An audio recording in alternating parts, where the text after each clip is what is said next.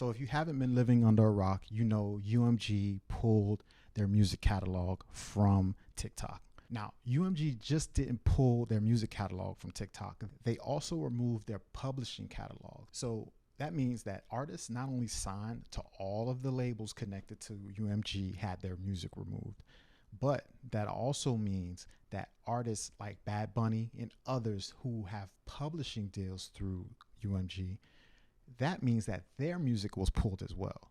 Now, there is so many songs on the top charts that last I checked were on TikTok that were missing from the platform. Now, we all know why they did it. They failed to reach an agreement as far as for licensing. So instead of providing a lot of background on this, I personally want to provide my opinion on this whole situation. First off, I understand UMG's position.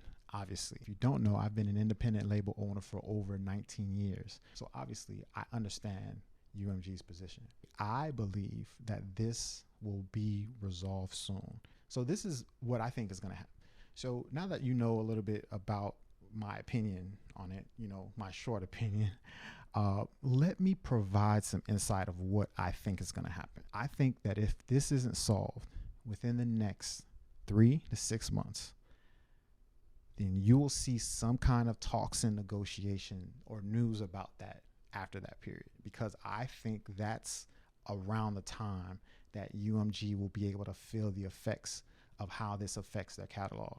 Now, we all know that TikTok is the biggest form of discovery today, but let's talk about how we got here. Now, some of you that's watching this might remember the days of MTV, BET. Those days for discovery was pretty simple. We discovered music in a few ways. Either it was radio, MTV, or a movie, or whatever the case may be.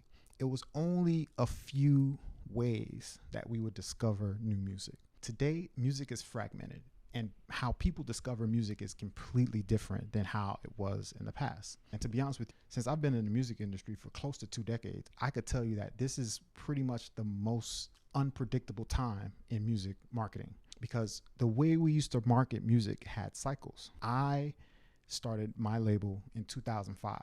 So around that time, there was no streaming, there was no iTunes. A few years later, iTunes comes about, we start selling music digitally. Around the same time, DatPiff and all other platforms of free mixtapes were popping, but still that was the main driver of music, digital. Physical music fell, and then we got into the SoundCloud era, and then after that we went into a streaming era.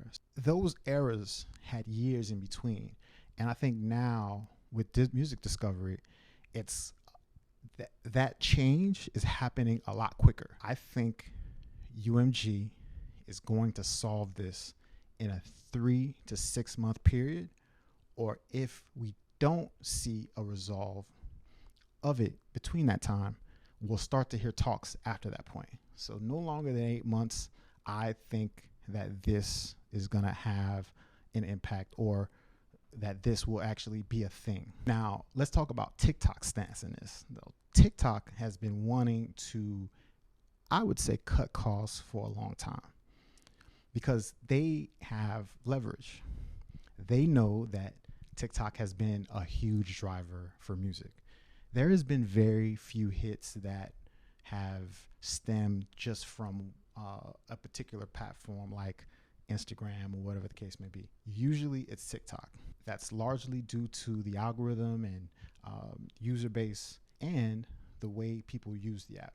People are on TikTok a lot more. So I want to know what you think about this. Let me know in the comments. When do you think that this will be solved? When do you think UMG and TikTok are going to solve the differences and get their catalog back on the platform? You tell me. Now, if you want to see more news like this, just go ahead and subscribe. Y'all see me next time.